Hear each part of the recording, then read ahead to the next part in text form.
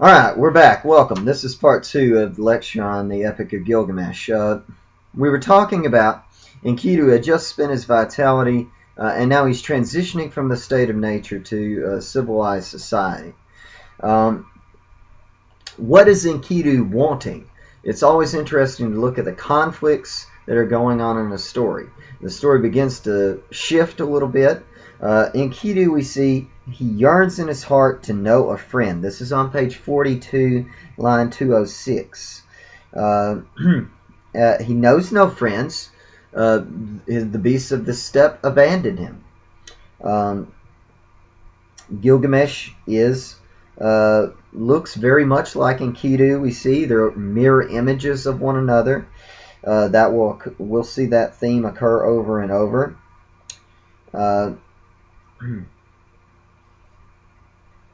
And Enkidu says, I will challenge Gilgamesh. If he's bullying other people, I will speak out boldly. I will raise a cry. I am the mighty one. I come forward to alter destinies. He who was born in the steppe is mighty. Strength is his. So this is what Enkidu says at the bottom of page 42.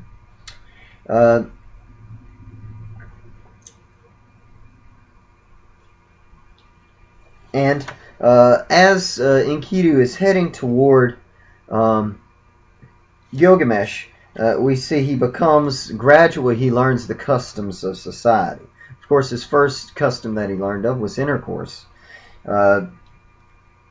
Woman's work, as they call it. And going back to what I said earlier, what does Enkidu want out of this? What does Gilgamesh want out of this? 44 at the bottom of that page, line 292, Gilgamesh says that he wants a counselor. He wants a friend, a counselor and a friend. So both of these people want something that they lack.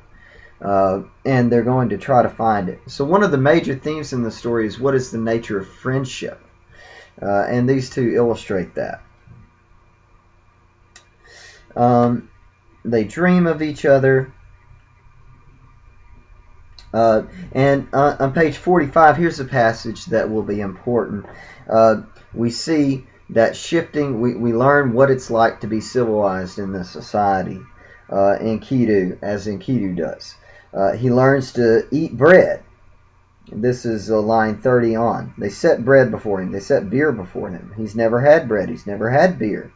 Bread is something that doesn't exist naturally. We have to cultivate it. Beer also. So he drinks beer. He eats bread. This is the custom of the land.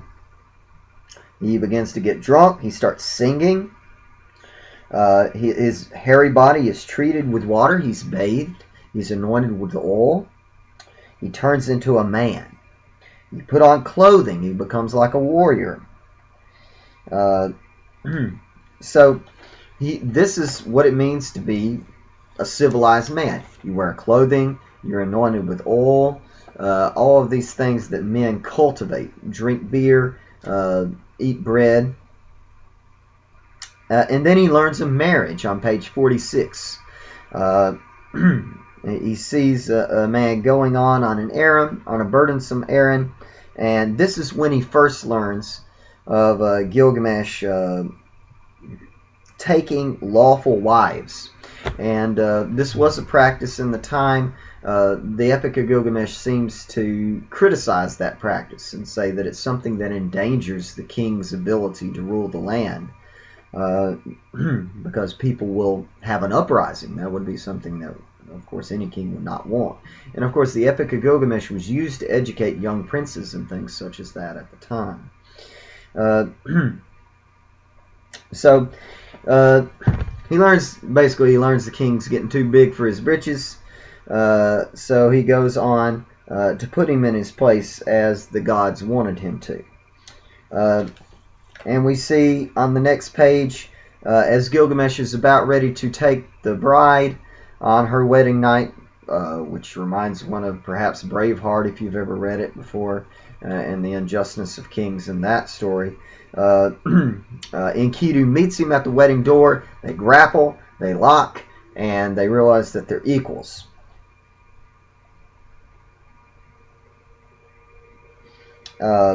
and that's on page 47. And then we see the narrative begins to shift. And Gilgamesh is bested. He realizes this isn't the thing to do. And this is the first major shift in the narrative. And Gilgamesh looks at Enkidu and he says, he feels sorry for him. He feels pity for him. He says, Enkidu has neither father nor mother. His hair was growing free when he was born in the steppe. And tears fill Enkidu's eyes. Enkidu says, I don't have anybody. I don't have a father. I don't have a mother. I have no friends. And Gilgamesh realizes that.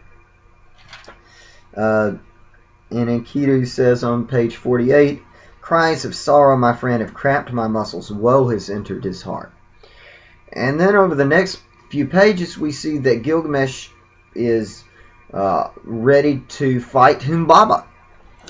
And Enkidu's afraid. And heretofore, we have not seen Enkidu afraid. Learning of these things, coming into civilization, is a humbling and a weakening experience for Enkidu.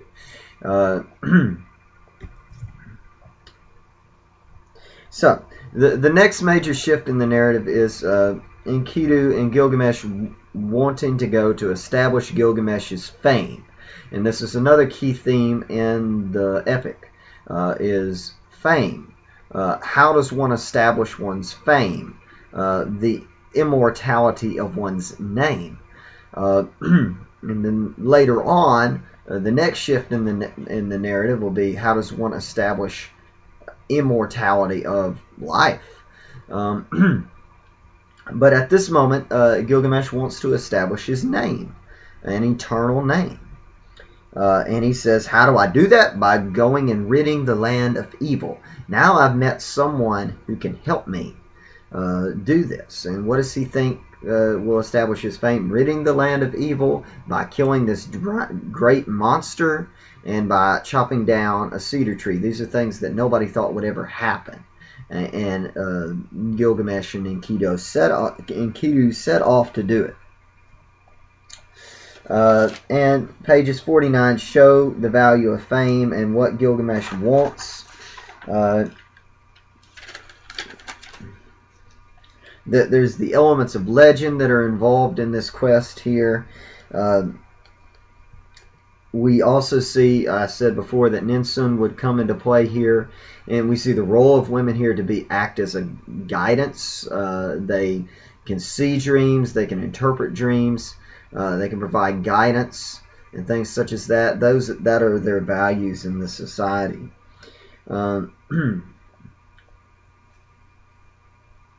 That's how they are valued in the society, I should say. So, moving on a little bit further, Gilgamesh and Enkidu are sent on their quest by the elders. They're given their blessing. And Enkidu is supposed to watch his friends back. We see a series of dreams. They're traveling impossibly fast. Ultimately, the gods intercede and help Gilgamesh to accomplish this feat.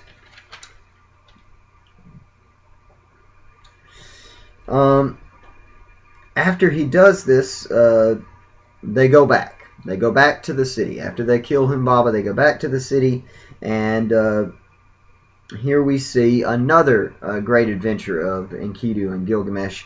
Ishtar covets Gilgamesh's beauty on page 62.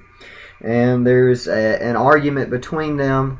Ishtar says, come with me, and Gilgamesh says, I can't trust you. It's interesting to note the characteristics of the gods. Gilgamesh doesn't think he can trust the gods. You'll see that very much in contrast to the Hebrew Bible, which we'll read next week.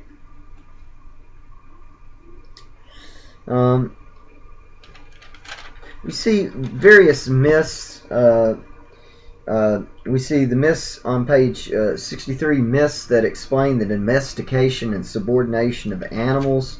64-65, we see myths explaining famine and earthquakes and things such as that, as the bull of heaven comes down on earth and causes all this havoc. Gilgamesh and Enkidu best the animal, and Ishtar is pretty upset about it, but she's already been bested. So just as soon as Enkidu and Gilgamesh are at the height of their fame, this is when Enkidu is stricken with disease. And here's the next major shift in the narrative. The narrative becomes to study the themes of suffering and dying and dealing with one's mortality. And on pages 66 through 72, we see Enkidu dealing with the stages of death after he recognizes that he is about to die. He deals with denial and anger. And Gilgamesh likewise deals with denial, anger, bargaining, depression, grief, and finally acceptance, which takes a long time. During all of this, Enkidu's very angry, curses Shamhat, curses the hunter. He has a dream which gives us a vision into what the afterlife was like for the Sumerians. And he realizes there that nobody's denied from hell. Kings are there. Everybody's there. Hell, I should say, the underworld. But it doesn't seem very pleasant. It doesn't seem to be a heavenly scene for sure. And then Enkidu suffers over a period of 7 days. He calls Gilgamesh, an important quotation would be on page 70. My friend laid on me the greatest curse of all. This is line 169. I feared the battle, but will die in my bed. My friend, he who falls quickly in battle is glorious. So Enkidu says it's better to die in battle than it is to die through such suffering and disease, which was commonplace even in people of the greatest health at the time. People died much younger. The life expectancy was much shorter. The next few pages we see the rituals of mourning of the time. Gilgamesh says that everybody should mourn for Enkidu. He throws up a memorial of Enkidu, and then finally he begins to suffer depression. Page 72, and he flips things over. He becomes like Enkidu. As for me, this is line 69. Now that you are dead, Enkidu, I will let my hair grow matted. I will put on a lion skin and roam the steppe. So here we see the beginnings of Gilgamesh turning into Enkidu, in some ways trying to bring him back to life in that sense. Why is Gilgamesh suffering so greatly? It's not just because he lost his friend. It's also because he begins to realize, hey, this is going to happen to me. No matter how great and how strong I am, and no matter whether I'm 2/3 God or not, I'm going to suffer and die one day. And so this begins his next quest. And that quest is outlined on page 72. Shall I not die too? At the bottom. Am I not like Enkidu? Oh, woe has entered my vitals. I have grown afraid of death, so I will roam the steppe. Having come this far, I will go on swiftly toward Utnapishtim. So, who was a man who was immortal. He survived the flood. The only man who survived the flood, who was immortal. And of course, his family, and some craftsmen also. So, I guess not the only man, but the only man who was immortal, I should say. We see him facing scorpion monsters. He goes through the valley where the sun goes through every day. He arrives upon this tavern keeper on the edge of the world. The important thing the tavern keeper says to him is on page 76. She tells him how best to live life. She says, the eternal life you are seeking you shall not find. When the gods created mankind, they established death for mankind, and withheld eternal life for yourself. As for you, Gilgamesh, let your stomach be full, always be happy night and day, make every day a light. So basically, seize the day. Say that. Carpe diem. Yeah.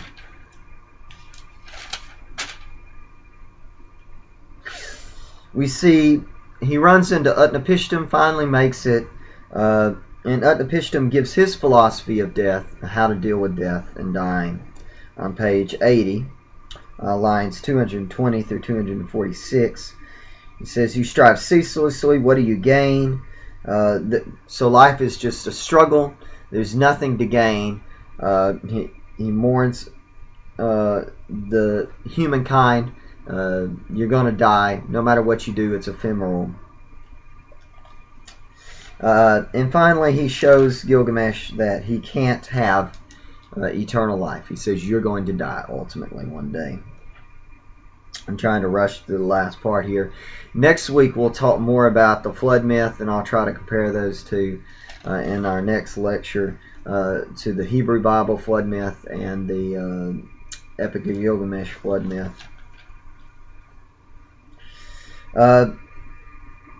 Finally, let's talk about the conclusion here a little bit. Page 88.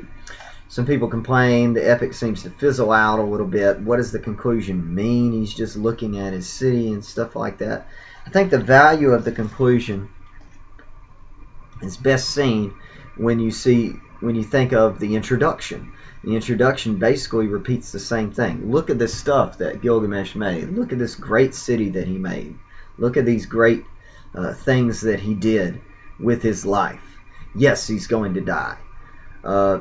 Yes, he died. Yes, he didn't live forever. But look at the great feats that one man can accomplish.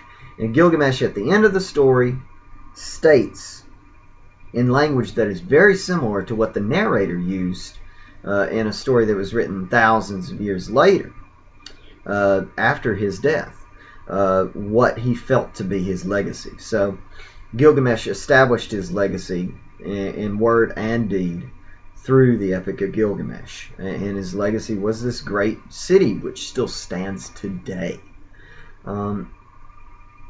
So I hope you guys enjoyed reading the epic. Next week we'll talk about the Hebrew Bible a little bit. We'll talk about the comparisons between that and the Epic of Gilgamesh, and we'll also talk a little bit about Homer and the Odyssey, begin shifting that way. Thanks guys for bearing with me at this point in the semester. Again, I'm developing this course, so do let me know of any issues you see. Peace. We'll see you later.